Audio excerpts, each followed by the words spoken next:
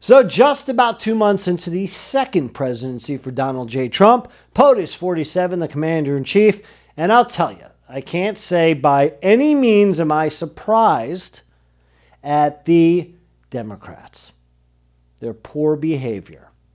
Once again, this is a divisive group that has absolutely no intentions of bipartisanship. They are not looking to unify the country. They continue to try to separate the country, whether it's AOC, who continues to babble on, or it's Maxine Waters, who just the other day talked about Trump trying to start a civil war. Take a look and listen, then I'm going to finish my point. I'm worried that Trump is on the edge of creating a civil war. He alluded to it more than once.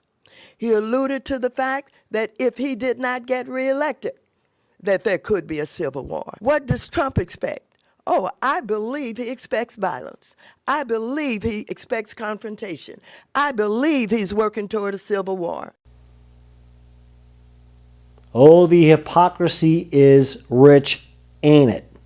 This is a woman who has made a lifetime of a career out of being nothing but an instigator, a provocateur. She's done absolutely no good for the people she represents in Southern California, her district, or the American public. Nada. She's lined her pockets with money, and she tries to instigate. Don't forget, Maxine, what you said lives on tape forever. Let's take a look and listen to Maxine, the hypocrite. The hypocrite trying to start civil wars of her own. If we can't protect the children, we can't protect anybody. If you see anybody from that cabinet in a restaurant, in a department store, at a gasoline station, you get out and you create a crowd. And you push back on them. And you tell them they're not welcome. And yes, the past, most times, with a phony like that, catches up to the present. Speaking of shameful Democrats, how about Chuck? Get to the back of the bus, Chuck, threatening America, trying to take on Donald J. Trump and the Republicans to shut down the government. In the end, Chuck took a timeout and put on the Jets. And it isn't interesting that anti-Semitism, now still trying to function, however, POTUS 47 and his team, they're going to put an end to it. Right? Mohammed, get the hell out of my country and take your pregnant wife and your family with you. They will put an end to it. Scenes like this and these complete scumbags bum rushing the Trump Tower to celebrate a terrorist organization. These are soon going to become ancient history. But under the Democrats, anti-Semitism became alive and well, especially in the last year of Sleepy Joe and Kamala the Cackler, 2024. Under the Democrats, nothing good happened. However, Trump is shutting down the border.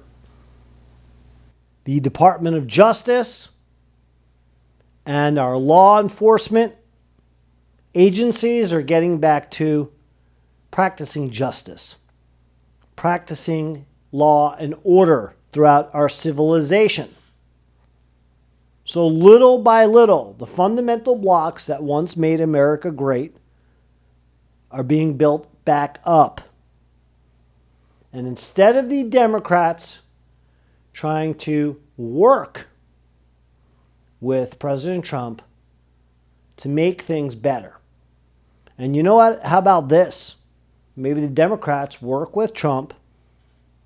They get America back and running again and firing on all cylinders, and then say, hey, we could do it even better. And they take on the challenge and win the hearts and minds of the American people. I don't think it's going to happen. And what the Democrats fail to realize is this is exactly why that man right there is now back and running the United States. Because America, they want transparency, they want the truth, and they want a leader that's going to go to bat for them and have their backs and look to make America great again, but most importantly, put America's interest first.